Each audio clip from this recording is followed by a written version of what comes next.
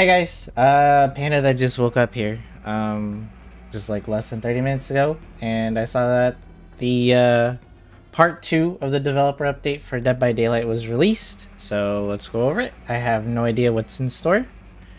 Welcome to the developer update, series of okay, we already read part 1, so first one is the Death Singer. We've kept an eye on the Death Singer since his release last year, and we have a few small changes aimed at his power. Currently, there are almost no delay between aiming down sights and being able to fire a weapon. Likewise, there's almost no delay between canceling your shot and going for a basic attack. This creates a lose-lose situations for the survivor, but there is nothing they can do realistically to avoid getting hit. For example, if they vault a window, you can easily aim down sights and fire without giving them a chance to dodge your shot. But if they decide to not vault for the window, you can easily cancel your shot and then hit them with a basic attack instead. Additionally, there's almost no delay. The survivors must constantly dodge and run erratically just in case the killer decides to shoot. With that in mind, we've made the following changes. You can no longer shoot until you have fully aimed down sights. Increase the delay after canceling your shot before you can start a basic attack. I hate that. I absolutely hate that right now. I understand fairness, but it's also like it feels bad to play as. If it's gonna feel like the trickster, that's where my mind's going right now. Like how it feels bad to switch from throwing knives to a basic attack as the trickster. I'm not gonna like this change, but again, we have to wait and see how it feels in the game. But also decreased movement speed penalty while aiming down sights. That's okay. That's good. Since the Death Singer would spend more time aiming down sights than before, if you quickly aimed and fired, we felt it was only fair to increase his movement speed while aiming down sights to compensate. This will cause you to lose less ground while aiming and keeping up with the survivor a little longer. Last but not least, we've increased the Death Singer's terror radius to 32 meters. The Death Singer is the only ranged killer that does not have a lullaby, which meant terror radius, reducing perks like Monger and Abuse could allow you to get close enough to surprise and hit a survivor without them getting any warning whatsoever. Like usual, we've also gone through a few Death Singer add-ons and given them small buffs to the least used / powerful ones. Sounds good.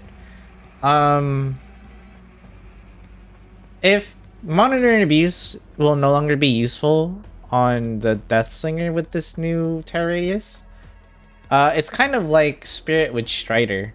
Yeah, he can't use that perk anymore, but it also frees up your perk slot for something more useful. I suppose maybe another gen slowdown, maybe another hex, or maybe something. I don't know. But I would say that's an overall good change for Death Slinger. I definitely have to try him out though again. Next, Plague. The Plague has been in the game for a while now and hasn't seen a whole lot of change, but that ends today. We're making a series of quality of life changes that should make her more effective and fun to play. First, we looked at infected objects. Previously, interacting with something would cause your infection to increase faster. We're adding an additional penalty to interacting with something that is currently infected, meaning your infection will increase even faster than before. Additionally, we've increased the base infection duration on objects like gens from 35 to 40 seconds. These changes will make infecting objects feel much more impactful. Next, we turn to her Vial Purge. The Plague takes a massive hit to her movement speed whenever she's on cooldown. After purging or canceling her purge, we've increased her movement speed from 2.3 meters per second while on cooldown to 3.6. Oh my goodness, that's a wonderful change. This will cause her to lose far less ground when she does so. Thank fuck. That's a good change. One of the things that felt really bad for the killer is when you let go of the power button a little too soon, causing your power to be cancelled entirely. Now, tapping the button or letting go before the minimum threshold will cause your power to continue charging until the minimum amount has been reached. Basically, it now works like a hunter's hatchet. That's good. That's good. Sometimes you accidentally cancel your power, and then you get punished for it. Finally, we've increased the time it takes to cleanse out a fountain from 6 to 8 seconds.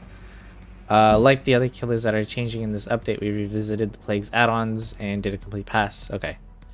So we have Prayer Tablet Fragment. Vial Purge no longer affects survivors. Increase object infection duration by 40 seconds, so 80 seconds of infection time. Increased infection from infected objects by 100%. Increase your devious blow points by 100%. Wow, it's a very interesting perk. Or add-on, excuse me. Survivors who cleanse at fountains have their orders revealed for 4 seconds. And these are both brown. Damn, okay. Alright then. Survivor item add-ons update. We've also updated the description of item add-ons in the update as well, like we've done for killers. Each survivor, okay. So numbers instead of just word descriptions, that's good. Initially, add-ons will grant a status effect. Will also in brief description of status effect. Okay, good. Perks update. Windows of opportunity. Much like Zanshin Tactics, we're removing the cooldown from this perk entirely. We're also increasing the range from 24, 28, 30 to 32 meters as well. Nice. This is a very... I know some people like to run this perk even at high levels, but I always found this perk to be like noob friendly. I don't have Kate, so I actually don't have access to this perk, but it definitely helps in a chase when you're panicking and you need to find the nearest vault or pallet or whatever. That's nice. Repressed Alliance has the potential to save a good chunk of progress when timed well, but due to the high requirements for the perk to activate, can often not be ready by the time you need it. With that said, we've reduced the time required to activate the perk to 45 seconds. Damn. Okay. Nice. Built to last. This perk shipped with fairly safe numbers to make sure it couldn't get out of hand, but that ended up making it a pretty unpopular choice. We've worked it to be far more effective at what it's meant to do. Hiding in a locker for 12 seconds with a depleted item in your hand will cause it to refill 99% of its charges. Each use of Built to Last reduces the number of charges refilled by 33%? Huh. Wow. That's actually a big change to that.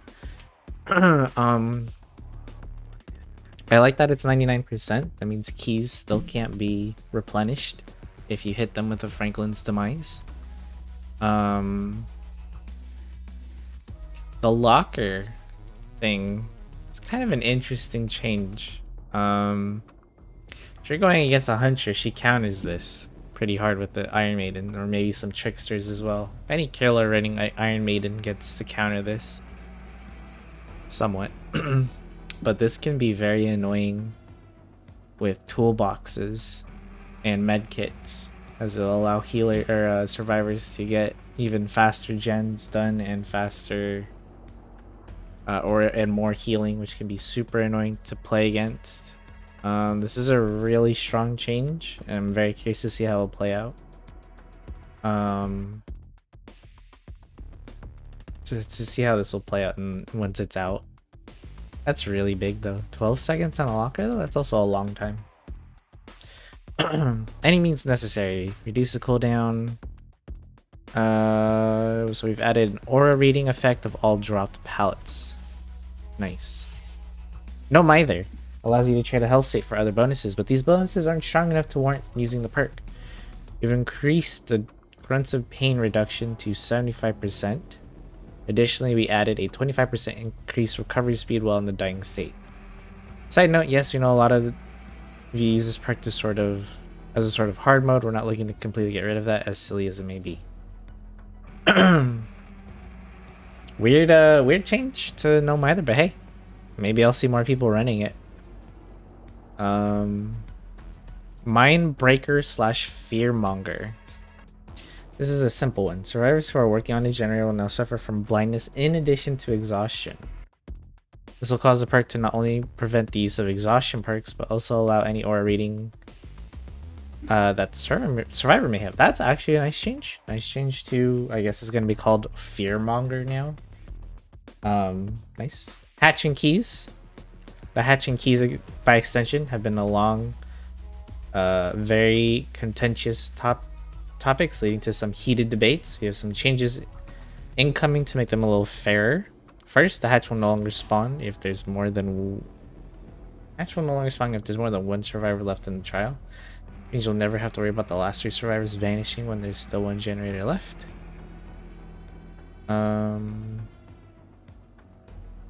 Additionally, the hatch will now take a few seconds to open with a key once it's closed. Progress does not reset the survivor. Progress does not reset when the survivor cancels the interaction. This eliminates the problem when a survivor... Oh, this eliminates a problem where a survivor can simply sprint straight at the hatch and instantly open it and escape. That said, these changes will make the "Where did they go" achievement impossible to obtain, so it will be changed to escape through the hatch using a key. Okay. I don't know about that.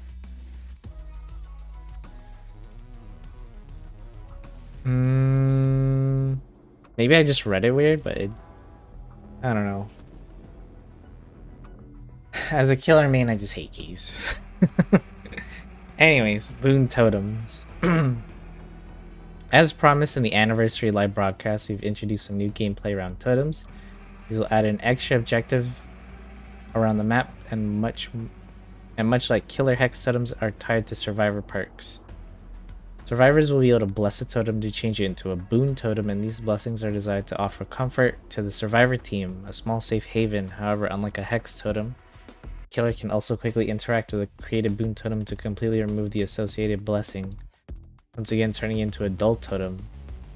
They also be able to hear the Boon Totem when it's in range.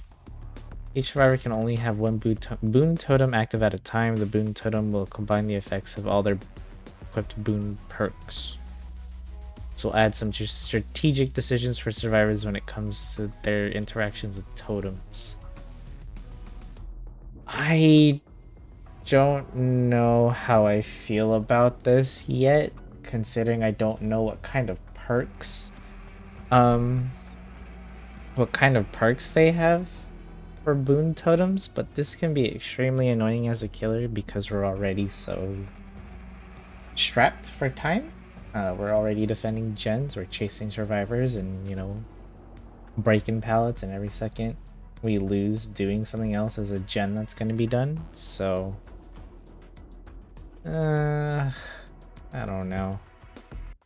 And then the fact that it doesn't completely remove it is kind of annoying, because say if you're playing against a Swift, they call out where they put their Boon Totem, they know the killer, you know, cleansed it or whatever, and then they can just go back and do it again or something.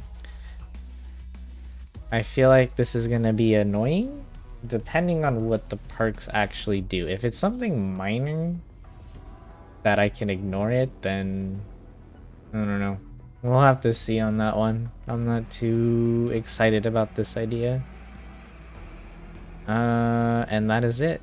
This is a really good patch though, despite some changes that I don't agree with. And they've also been posting some of the new killer add-ons on Twitter, which they didn't show here, and that's fine. Some of them look really, really interesting. Like we saw a pig add-on with pink rarity, iridescent quality, right? And it was all the survivors start the game or the trial with a trap on already, which I thought was really interesting. But also that could also not be that great, because how many of you guys have played against the pig and you're like, hey, I know it's the pig because I just spawned right next to a box. You know what I mean? Because of that, it's like super easy.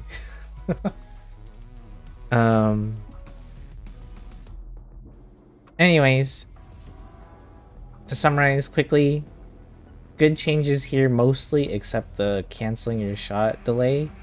I don't know how that's gonna feel, but it might feel awful. The plague changes sound good.